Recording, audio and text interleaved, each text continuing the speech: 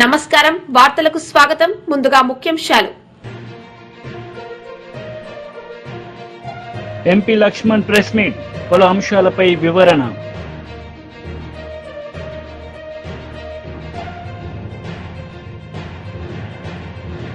మాజీ మంత్రి Gudivada Amarnath press meet TDP నేతలపై ఫైర్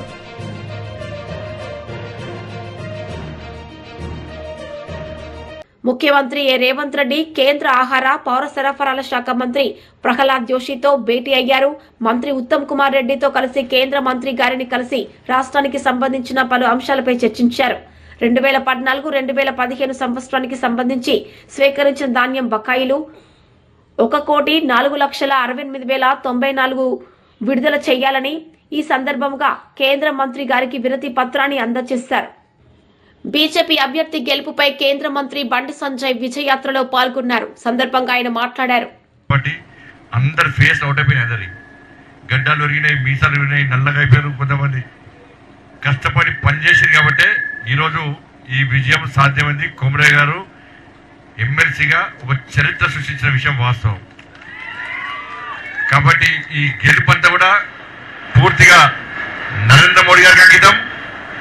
దాంతోపాటు తెలంగాణ రాష్ట్రంలోని ప్రతి భారతీయ జనతా పార్టీ కార్యకర్తకు అంకితం, గౌరవ ఉపాధ్యాయులకు అంకితం, అదేవిధంగా తపస్సుకు అంకితం. కాబట్టి ఇది చరిత్ర సృష్టించింది భారతీయ జనతా పార్టీ.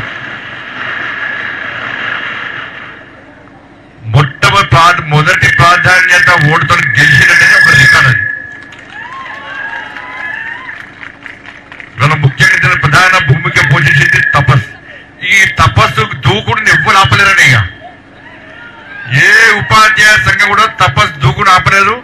చాలా మంది కూడా ఎప్పుడు తపస్సు మెంబర్షిప్ స్టార్ట్ చేస్తారా, ఎప్పుడు మేము ఈ పిఆర్టీ, డిటిఎఫ్, ఎస్టీయూ ఇవన్నీ మాకెందుకు, మాకు కావాల్సింది ఓన్లీ తపస్ అని చెప్పేసి తపస్సులో మెంబర్షిప్ తీసుకోవడానికి అలా తెలంగాణలోని ఉపాధ్యాయులంతా కూడా ఎదురు చూస్తారు. కాబట్టి మన భారతీయ జనతా పార్టీ తపస్ రాష్ట్ర అధ్యక్షులు మా హనుమంతనకు, సురేష్ అన్న కూడా, తపస్ సభ్యులందరూ కూడా కష్టపడి పనిచేసిన వాళ్ళందరూ కూడా భారతీయ జనతా పార్టీ రాష్ట్ర శాఖ తరఫున, మా కిషన్ రెడ్డి గారి తరఫున, మా అందరి తరఫున, మా కొమరయ్య గారి తరఫున కూడా మీ అందరికీ నిజంగా హృదయపూర్వక ధన్యవాదాలు. వాళ్ళు చాలా మంది ఎట్లా పనిచేయట్లో పనిచేశారు. దాంతోపాటు ముఖ్యంగా మన ప్రియతమైన నరేంద్ర మోడీ గారు, మేము ఎన్నికల్లో ఎక్కడ తిరిగినా కూడా అన్నా మాకు 12,70,000 ట్యాక్స్ ఎగ్జామ్షన్ ఇచ్చినటువంటి మహనీయుడు నరేంద్ర మోడీ గారు. ఇవాళ మా గురించి గతంలో కాంగ్రెస్ పార్టీ గారు ఏ పాలకుడు ఆలోచించలే. నరేంద్ర మోడీ గారు మేము పడ్డ బాధలు చూసి మా కోరికను మన్నించి 12,70,000 ట్యాక్స్ ఎగ్జామ్షన్ ఇచ్చిన విషయాన్ని మేము మర్చిపోము. మేము విశ్వాసంతో నరేంద్ర మోడీ గారిని నమ్మి మేము ఓటేస్తాము. ఈ దేశాన్ని శక్తివంతమైన భారతదేశంగా తీర్చిదిద్దుతున్నటువంటి మహనీయుడు నరేంద్ర మోడీ గారు ఈ దేశాన్ని ఏ విధంగా పాలిస్తున్నారో దాన్ని చూసిన తర్వాత మా అభిమానాన్ని చాటుకునే అవకాశం ఈరోజు ఎమ్మెల్సీ ఓటు హక్కును వినియోగించుకోవడం ద్వారా మాకు వచ్చిందని చెప్పి భావించిన ఉపాధ్యాయులందరూ కూడా మన నరేంద్ర మోడీ గారి నాయకత్వాన్ని బలపరుస్తూ నరేంద్ర మోడీ గారి పాలన చూసిన తర్వాత ఈరోజు భారతీయ జనతా పార్టీ అభ్యర్థి ఇలా కొమరయ్య గారిని గెలిపించిన విషయం వాస్తవం. ఇలా దాంతోపాటు మీ అందరూ తెలిసిందే, అందరం కార్యకర్తలు ఈ రోజు సంతోషకరమైన వాతావరణంలో మనం ఉన్నాం. కానీ 317 జీవోకు వ్యతిరేకంగా ఇదే ప్లేస్ లో, ఇదే హాల్లో, ఇదే కార్యాలయంలో మనం ఆందోళన చేస్తున్నప్పుడు ఇటువంటి ఉద్రిక్త వాతావరణం ఉంది, ఒక గంభీరమైన వాతావరణం ఉంది. ఏ విధంగా కార్యకర్తలు అమ్మా నడిచిరో, ఏ విధంగా కార్యకర్తల మీద పోలీసులు లాఠీ దెబ్బలు కొట్టిరో, ఏ విధంగా భారతీయ జనతా పార్టీ కార్యకర్తలు కాళ్ళు చేతులు విరగొట్టిరో, ఏ విధంగా కేసీఆర్ ఈ కిటికీలో నుంచి ఫైర్ ఇంజన్ పైపుతో కార్యకర్తల గుండెల మీద కొడితే ఇలా కార్యకర్తల గోడకు తలిగి తలలకు గాయాలైన విషయాన్ని ఇవాళ ఉపాధ్యాయ సంఘం ఉపాధ్యాయులు మర్చిపోలేదు. ఇలా గతంలో ఏ విధంగా గెలిచింది ఏ సమస్యతో ఈరోజు ఇక్కడ నిజంగా 317 జీవోకు వ్యతిరేకంగా కొట్టాడుతుంటే ఇవాళ అనేక మంది, నాతో పాటు అనేక మంది కార్యకర్తలు జైలుకి పోయిన విషయాన్ని ఇవాళ ఉపాధ్యాయులు మర్చిపోలేదన్న. వాళ్ళు గుర్తించారు. మొదటి నుంచి కూడా ఈ ప్రాంతంలో ఈ 5 ఉమ్మడి జిల్లాలో ఈ 4 ఉమ్మడి జిల్లా ఉపాధ్యాయులు చూస్తున్నారు. అదే 317 కోసం ఏ తపస్సు తప్ప ఏ ఉపాధ్యాయ సంఘం మా కోసం కొట్టాలి, కేసీఆర్ కు వ్యతిరేకంగా కొట్టడానికి వాళ్ళు భయపడ్డారు. 317 జీవోను సమర్థించిన ఉపాధ్యాయ సంఘాలు కూడా ఉన్నాయి. కేసీఆర్ కు భయపడి ఎవ్వరు కూడా మాకు అండగా లేరు. కేవలం ఉపాధ్యాయ సంఘం కాకున్నప్పుడు కూడా ఇవాళ తపస్ ఉపాధ్యాయ సంఘం యొక్క ఆదేశం మేరకు ఆ రోజు భారతీయ జనతా పార్టీ ఇలా భారతీయ జనతా పార్టీలో ఉపాధ్యాయులు లేకుండా కూడా మన ఉపాధ్యాయుల సమస్యలు గుర్తించి అరే భార్య కాడ భర్త కాడ బిడ్డల కాడ తల్లిదండ్రులు కాడ చెట్టుకోలు పుట్టకోలే ఉద్యోగాలు చేసుకునే పరిస్థితిలో మాజీ మంత్రి గుడివాడ అమర్నాథ్ మీడియా సమావేశం నిర్వహించారు. సందర్భంగా టీడీపీ నేతలపై ఆయన మండిపడ్డారు. పలికినటువంటి కూటమి పార్టీ నాయకులు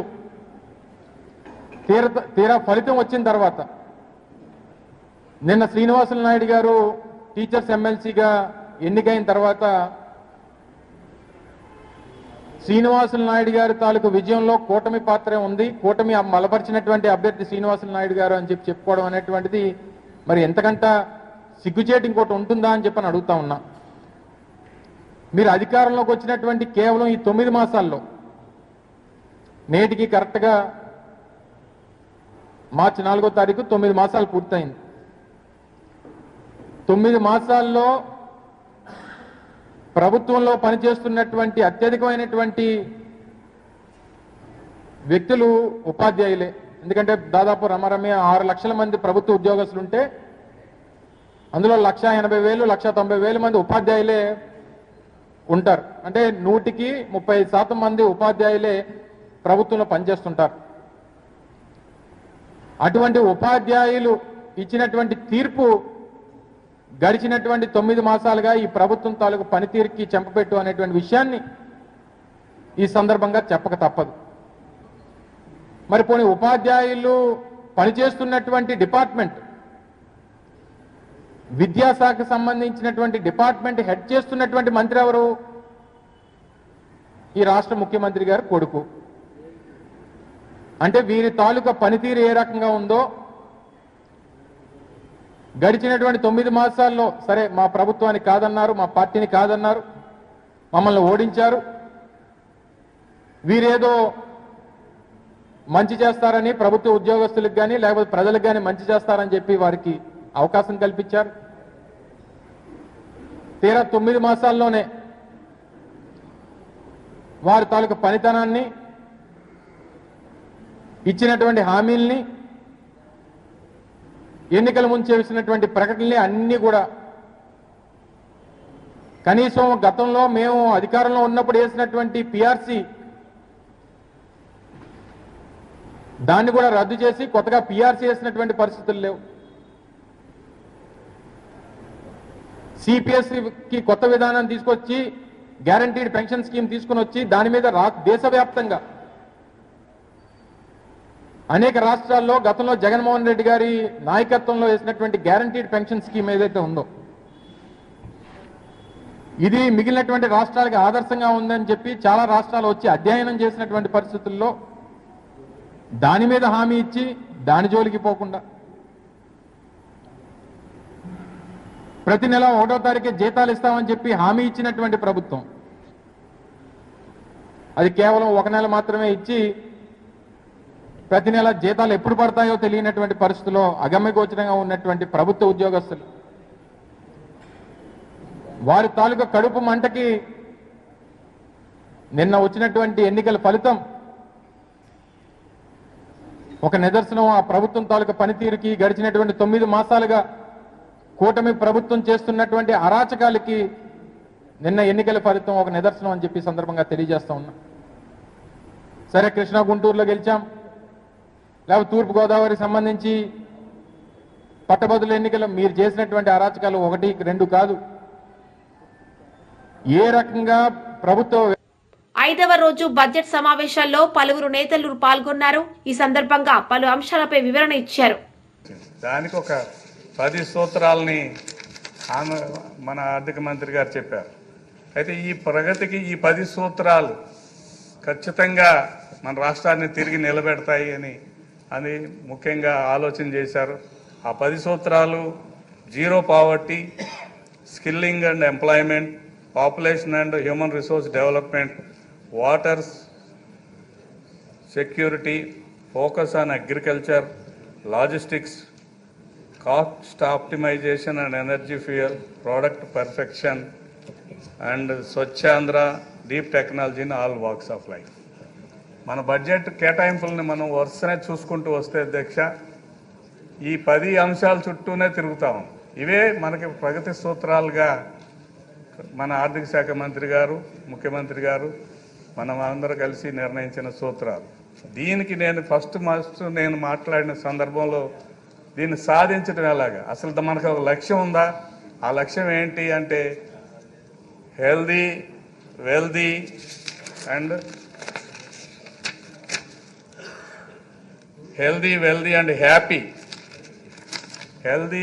అండ్ హ్యాపీ సొసైటీని 2047 నాటికి స్వర్ణాంధ్ర 2047 సాధించడానికి ఈ యొక్క 10 సూత్రాలని వాడుకొని మనం ముందుకెళ్ళాలనేది ఒక లక్ష్యం.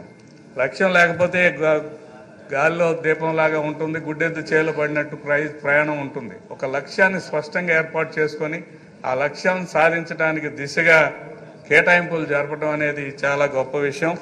ఆ కేటాయింపులు కూడా నేను ఒకసారి చదివి వినిపిస్తాను అధ్యక్ష. గత 2023-24 బడ్జెట్ ఎస్టిమేట్స్తో చూసుకున్నప్పుడు కేటాయింపులు ఏ రకంగా ఉన్నాయి? Welfare of SC, ST, OBC and minorities ఫస్ట్ది ఏంటి అధ్యక్ష? Zero poverty. ఈ పేద వర్గాలను ఆదుకోవటానికి కోసం దాదాపు 52.47 లక్షల కేటాయింపులు జరిపారు అధ్యక్ష. 35% అదనం. Education and sports, arts and కల్చర్కి 10% అదనంగా కేటాయింపులు జరిపారు. హెల్త్ అండ్ ఫ్యామిలీ వెల్ఫేర్కి 14%, రూరల్ డెవలప్మెంట్కి 50%, ఇరిగేషన్ అండ్ ఫ్లడ్ కంట్రోల్కి 77%, అగ్రికల్చర్ అండ్ ఎల్ఈడి సెక్టార్కి 128%. ఈ రకంగా కేటాయింపులను మనం చూసినప్పుడు ప్రతి రంగానికి ఇచ్చిన ప్రాధాన్యత ఏంటి, పేద వర్గాల వారికి ఏ రకంగా పెన్షన్ల పంపిణీలే కానీ, హౌసింగ్ స్కీమ్లో కానీ, లేదా డైరెక్ట్ బెనిఫిట్ స్కీమ్స్ కానీ, మైనార్టీ వెల్ఫేర్ కోసం కానీ, అదేవిధంగా పేదవాళ్ళకి ఇళ్ల కేటాయింపులు కానీ, రేషన్ కేటాయింపులు కానీ, ఇవన్నీ మనం లెక్కేసుకుంటే ఆ కేటాయింపులు 35% అదనంగా ఉంది. ఈ 35%లో గతంలో ఏంటంటే బటన్ నొక్కి నేను చాలా చేశానని కాదు, కానీ వాళ్ళని స్వయంగా తమ కాళ్ల మీద తాము నిలబడే విధంగా తయారు చేయడానికి కోసం కొన్ని వైసీపీ మహిళా లీడర్ వరుడు కళ్యాణి మీడియా సమావేశం నిర్వహించారు. ఈ సందర్భంగా ఆమె మాట్లాడారు. ఈరోజు చిన్న పిల్లల్ని మోసం చేయడం నిజంగా దారుణమని తెలియజేస్తూ ఉన్నాను. ఇలా తప్పించుకునే దారిని కాకుండా పిల్లలకి సరైన టైంలో వాళ్ళకి ఇవ్వాల్సిన తల్లికి వందనం డబ్బుల్ని వాళ్ళ అకౌంట్స్లో వేయాల్సిందిగా కోరుతూ ఉన్నాము. అలాగే తీసుకుంటే మహిళల పని ప్రదేశాల్లో మహిళల పైన లైంగిక వేధింపుల గురించి మాట్లాడుతూ దిశ యాప్ అనేది, ఆ రోజు మహిళల రక్షణ కోసం జగన్మోహన్ రెడ్డి గారు దిశ యాప్ని, దిశ చట్టం, దిశ పోలీస్ స్టేషన్స్ని తీసుకురావడం జరిగింది. దిశ చట్టం అనేది మీ అందరికీ తెలుసు. ఇక్కడ అసెంబ్లీలో తీర్మానం చేసి కేంద్రం దగ్గరికి ఆమోదం కోసం పంపిస్తే అక్కడ పెండింగ్లో ఉంది. ఇప్పుడు వీళ్ళు కూటమి అనేది కేంద్రంతో కూడా ఎలియన్స్లో ఉంది కాబట్టి ఆ పెండింగ్లో ఉన్న దిశ చట్టం ఆమోదం అయ్యేట్టుగా చేసి అమల్లోకి వచ్చేట్టుగా చేయాల్సిన అవసరం ఎంతైనా ఉంది. లేకపోతే ఈ దిశ యాప్ అనేది 9 నెలలైంది ప్రభుత్వం అధికారంలోకి వచ్చి, ఈరోజు పని చేయకుండా ఉండిన పరిస్థితి. ఇప్పుడు పని ప్రదేశాల్లో ఆడవాళ్ళు ఉద్యోగం కోసమో పని కోసమో వెళ్ళినప్పుడు దిశ యాప్ లాంటి యాప్ కనుక ఉండుంటే చక్కగా SOS బటన్ నొక్కి వాళ్ళ మీద అఘాయిత్యాలు చేయడానికి పూనుకునే వాళ్ళకి వ్యతిరేకంగా పోలీసులు వెంటనే వచ్చి ఆ ఆడవాళ్ళని రక్షించే పరిస్థితి ఉండేది. కానీ ఈరోజు దిశ యాప్ లేకపోవడం వల్ల మహిళలకు రక్షణ లేని పరిస్థితి అయిపోయింది. కాబట్టి తక్షణమే ప్రభుత్వానికి మేము కోరుకున్నాం ఏంటంటే దిశ యాప్ని పునరుద్ధరించాలి. మీకు ఆ దిశ అనే పేరు జగన్మోహన్ రెడ్డి గారు పెట్టారు కాబట్టి ఆ పేరు కొనసాగించడం ఇష్టం లేకపోతే కొత్త పేరు పెట్టుకునైనా దిశ యాప్ లాంటి వ్యవస్థని తక్షణమే తీసుకురావాల్సిన అవసరం ఉందని మేము తెలియజేయడం జరిగింది. అలాగే తీసుకుంటే మొదటి నుంచి కూడా మేము చెప్తూ ఉన్నాము, ఈ కూటమి ప్రభుత్వం అధికారంలోకి వచ్చాక ఉద్యోగుల్ని నెట్ట నిలువుగా మోసం చేశారు. ఇప్పటికీ 9 నెలలైనా ఒక్క DA కూడా ఇవ్వలేదు, ఒక IR ఇవ్వలేదు. అలాగే PRC కమిషన్ అప్పుడు జగన్మోహన్ రెడ్డి గారు వేసిన PRC కమిషన్ చైర్మన్ ని ఈ ప్రభుత్వం అధికారంలోకి వచ్చాక తీసేయడమే కాకుండా ఇప్పటికి 9 నెలలైనా కొత్త PRC కమిషన్ చైర్మన్ ని వేయలేదు. దానివల్ల ఉద్యోగులు తీవ్రమైన అసంతృప్తితో ఈ ప్రభుత్వం మీద ఉన్నారు అనే విషయం మేము ముందు నుంచి కూడా చెప్తూ ఉన్నాము. దానికి ఉదాహరణగా ఉత్తరాంధ్రలో మనం చూసాము. టీచర్ ఎమ్మెల్సీలో వీళ్ళు అందరూ సపోర్ట్ చేసిన అభ్యర్థి ఎంత దారుణంగా ఓడిపోయాడు అని. అంటే ఉన్న ఓటర్స్ లో 75% వ్యతిరేకంగా ఓటేశారు. అంటే ఈ కూటమి ప్రభుత్వం మీద వీళ్ళు చేసిన మోసం మీద ఉపాధ్యాయులు ఎంత వ్యతిరేకతతో ఉన్నారు, ఏ విధంగా బెత్తం దెబ్బలు కొట్టారు అనేది ప్రజలందరూ తెలుసుకోవాలి. కాబట్టి ఇప్పటికైనా ఈ ప్రభుత్వం వాళ్ళు ఎన్నికల మేనిఫెస్టోలో ఇచ్చిన హామీలు, ఎన్నికల సమయంలో ఇచ్చిన హామీలు తప్పకుండా నెరవేర్చాల్సిన అవసరం ఉంది.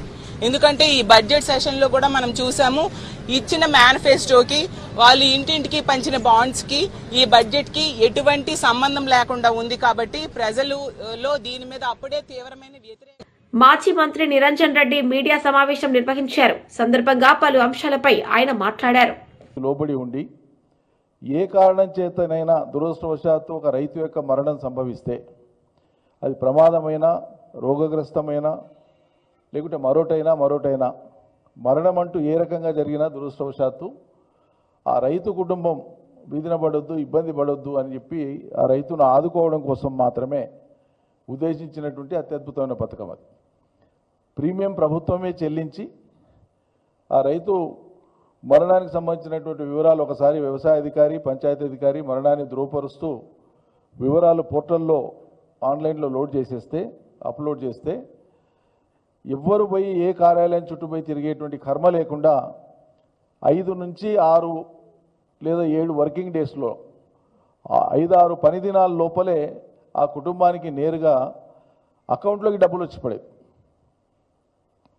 ఇటువంటి అద్భుతమైనటువంటి పథకానికి శ్రీకారం చుట్టి రాష్ట్రంలో మా ప్రభుత్వం దిగిపోయే నాటికి ప్రవేశపెట్టినటువంటి ఈ పథకం ద్వారా రైతులకు 1,18,198 కుటుంబాలకు 1,18,198 కుటుంబాలకు ఒక్కొక్కరికి 5 లక్షల రూపాయల చొప్పున ఆ గతించిన రైతు కుటుంబంలో బీమాను అందించడం జరిగింది.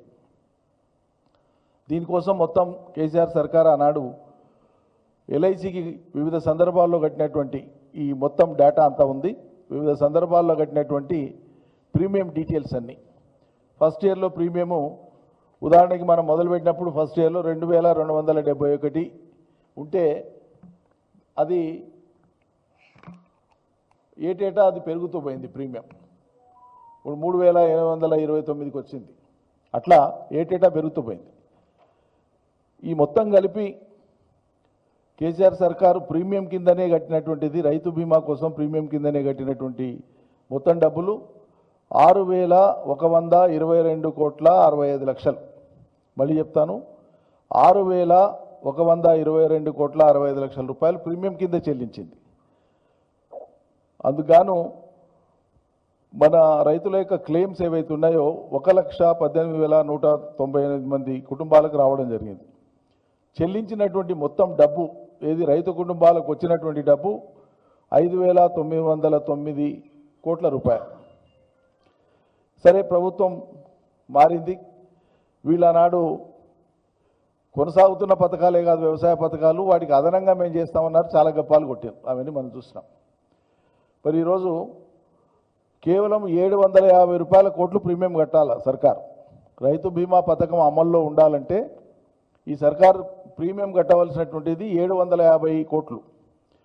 ఈ 750 కోట్ల రూపాయలు ఈ సర్కారు ప్రీమియం కట్టని కారణంగా, ఆ కిస్తు కట్టని కారణంగా దాదాపు 7,000 పైచిలకు మంది రైతులు ఎవరైతే ఇటీవలి కాలంలో చనిపోయినటువంటి వాళ్ళు ఉన్నారో మొత్తము వాళ్ళ క్లెయిమ్స్, ఆ బిల్స్, ఆ ఫైల్ అన్నీ పెండింగ్లో ఉన్నాయి. ఇప్పుడు ఆల్రెడీ ఎల్ఐసి దగ్గర పెండింగ్లో ఉండేటువంటి ఉన్నాయి. అవి కాక ఈ ఇంటర్రెగ్నమ్ పీరియడ్, ఈ మధ్యకాలం ఏదైతే ఉందో ఈ మధ్యకాలంలో ఉండేటువంటి వాళ్ళు 7,000 కుటుంబాలు ఉన్నాయి. ఈ 7,000 కుటుంబాలకు సంబంధించినటువంటి ఆ ఫైళ్ళన్నీ కూడా అవి పెండింగ్లో ఉన్నాయి. ఇవి ఇట్లా ఉండగా రైతుల ఆత్మహత్యలు 440 దాటింది, 440. ఇప్పుడు కరెంటు రాదు, నీళ్లు రావు, రైతు భరోసా రాదు, బీమా కిస్తు చెల్లించరు. మరి ఏమి ఇస్తున్నట్లు? మీరు ఎన్ని చెప్పింది? ఎంపీ లక్ష్మణ్ మీడియా సమావేశం నిర్వహించారు. ఈ సందర్భంగా ఆయన మాట్లాడారు.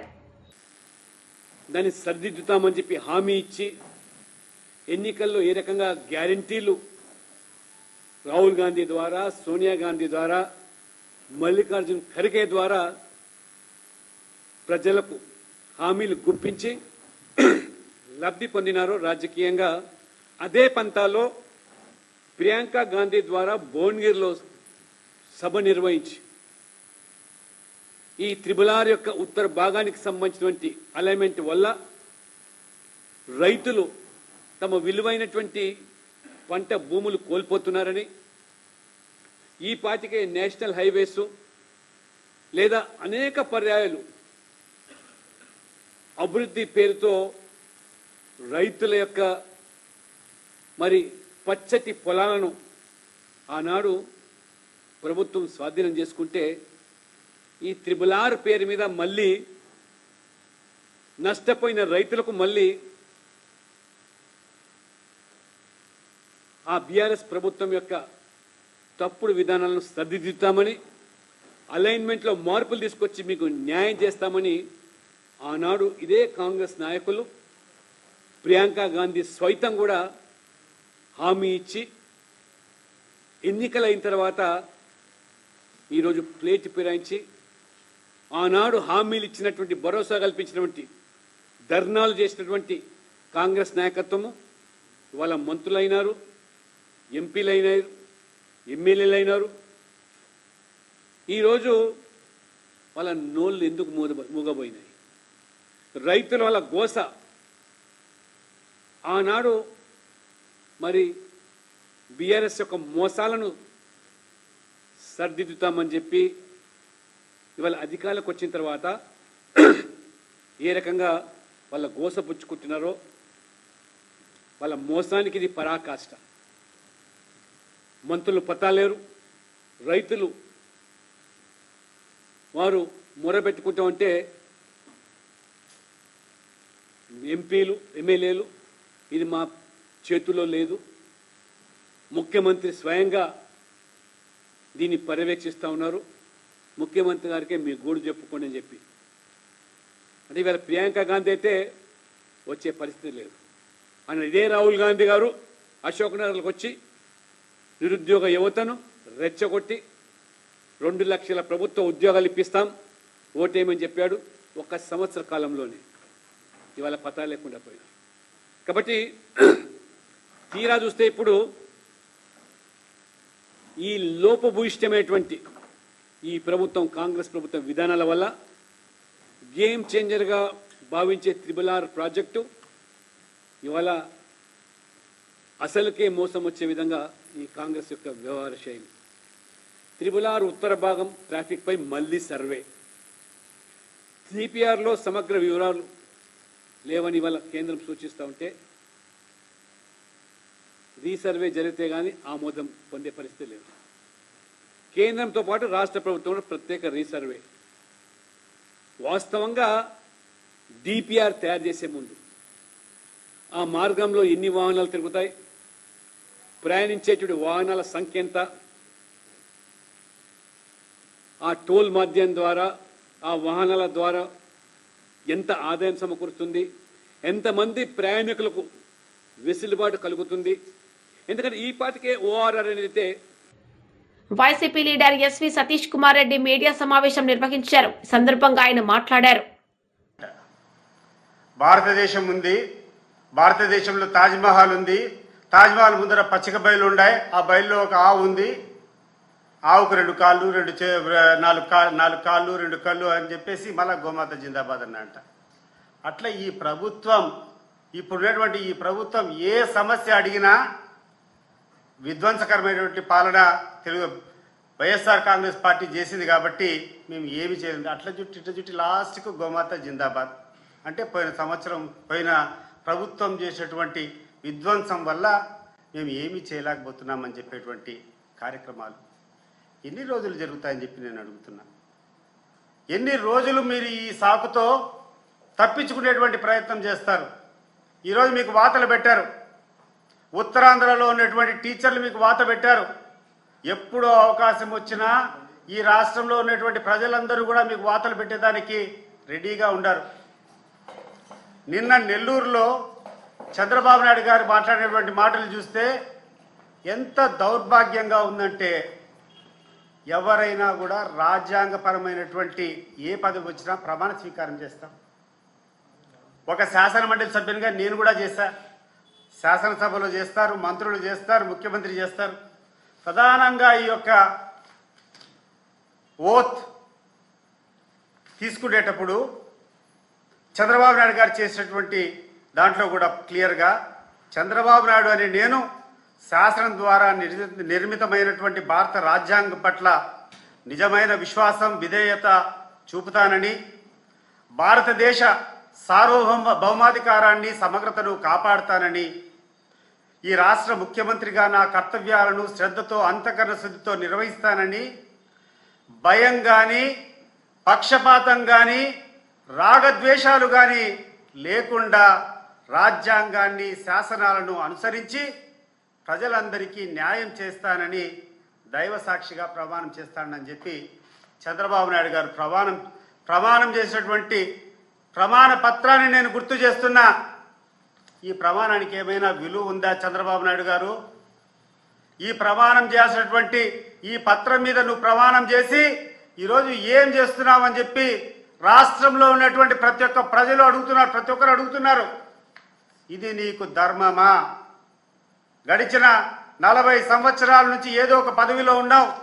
నీకు రాజ్యాంగంలో ఒక ముఖ్యమంత్రి అయిన తర్వాత ఏ రకంగా వ్యవహరించాలా ఆ కోడ్ కూడా నీకు సరిగ్గా తెలీదా అని చెప్పి నేను అడుగుతున్నాను. ఎంత దౌర్భాగ్యమయ్యా! ఏమి ఇదేమన్నా ఈ రాష్ట్రంలో ఉండేటువంటి పనులు, ఈ రాష్ట్రంలో ఉండేటువంటి కథలు ఒక వర్గానికే చేస్తాం, ఇంకొకరికి చేస్తే వైఎస్ఆర్ కాంగ్రెస్ పార్టీ వాళ్ళకు పనులు చేస్తే పాముకు పాలు పోసేట్టు అని మాట్లాడుతున్నాడు. ఇంత ఘోరమైనటువంటి ముఖ్యమంత్రి ప్రపంచంలో ఎవరు కూడా చూసుండరు. నేను ఒకటే అడుగుతున్నాను చంద్రబాబు నాయుడు గారిని.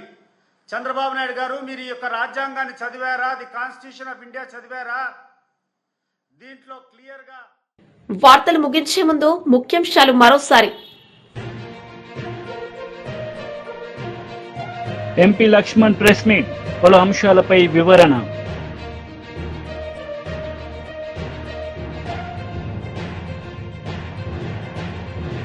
మాజీ మంత్రి Gudivada Amarnath press meet, TDP నేతలపై ఫైర్.